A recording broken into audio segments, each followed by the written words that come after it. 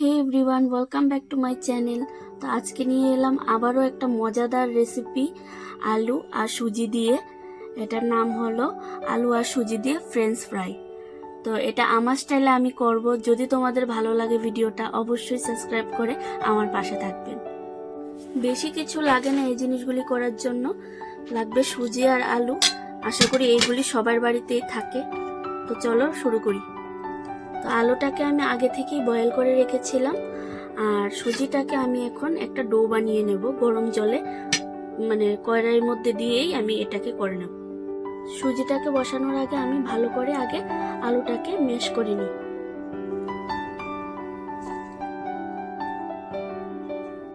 আলুটা বয়েল করার পর এটাকে এরকম ভাবে রাখতে হবে যেমন এটার মধ্যে একদম জল না থাকে, একদম ড্রাই হয়ে যায়। আর এইভাবে ডোটা বানিয়ে নিতে হবে। সুজির ডোটা বানানোর জন্য আমি কড়াইটা বসিয়ে দিলাম, এখন ঢেলে দেব। আর ডোটা আমি কড়াইতেই বানাবো।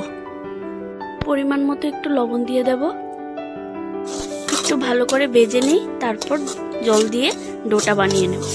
সুজিটা যেমন একদম ঢিল না হয়, আমি জলের পরিমাণটা কম দেব। ভালো করে নাড়িয়ে আমি একটা ডো বানিয়ে নেব। আমি আবারও বলছি, সুজির ডোটাকে একটু ড্রাই ড্রাই রাখতে হবে, না হলে হবে না। ডোটা হয়ে গেল, এখন সুজিটাকে ভালো করে ময়াম দিয়ে দেব।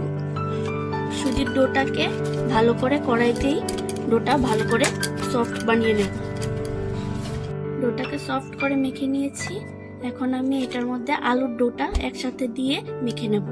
এখন আলুর ডোটাকে সুজির সাথে ভালো করে মেখে নেব। একদম সফট করে মেখে নিতে হবে। তো আমি মেখে নিচ্ছি। ময়ামটা মাখা কমপ্লিট। এখন আমি এটা রুটির শেপে ডোটা ভাগ করে নেব। এখন এটাকে রুটির মতো বেলে নিতে হবে। এভাবে সুন্দর করে রুটির শেপটা দিয়ে দিতে হবে, যেন একটু মোটা ভারী থাকে। এখন চৌকাট করে কেটে নেব।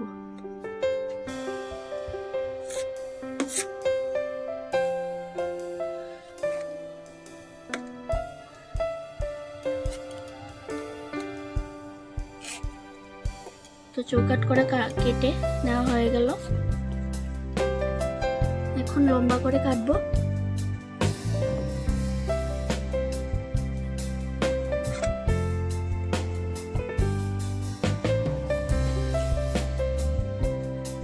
লম্বা করে কাটা হয়ে গেল। এখন এটাকে মাঝখান দিয়ে কেটে নেব।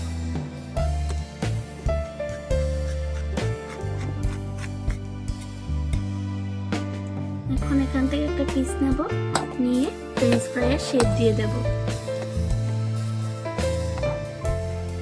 ছোট বড় আপনাদের ইচ্ছে মতো শেপ দিতে পারেন। ফ্রেঞ্চ ফ্রাইয়ের শেপ দেওয়া কমপ্লিট। এখন আমি এগুলিকে তেলের মধ্যে ফ্রাই করে নেব। কড়াইটা বসিয়ে নিলাম, এখন একটু তেল দিয়ে দিই। তেলটা গরম হয়ে গেছে। এখন গ্যাসটাকে মিডিয়াম ফ্লেমে রেখে আমি অল্প অল্প দিয়ে ভেজে নেব। অল্প অল্প করে আমি দিয়ে দিলাম।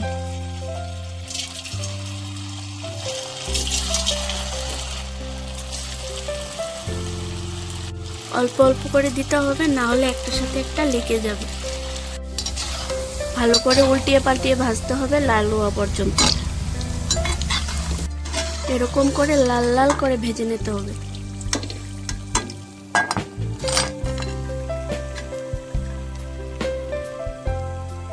সবগুলো হয়ে গেল, এখন নামিয়ে নেব।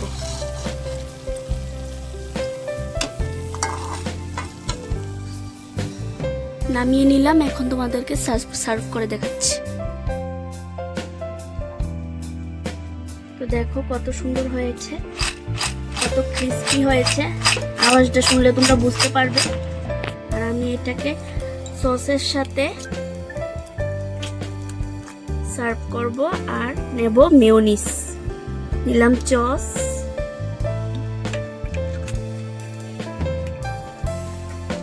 নেব মেয়োনিজ।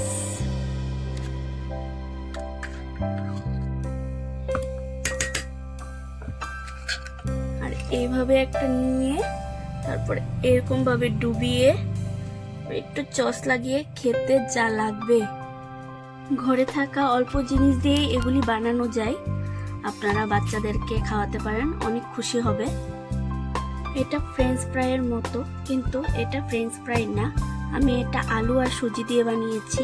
আপনারা বাড়িতে ট্রাই করে দেখতে পারেন, অনেক মজাদার একটি রেসিপি, খুবই ভালো লাগবে। যদি আমার ভিডিওটা ভালো লাগে অবশ্যই লাইক কমেন্ট সাবস্ক্রাইব করে আমার পাশে থাকবেন। ধন্যবাদ।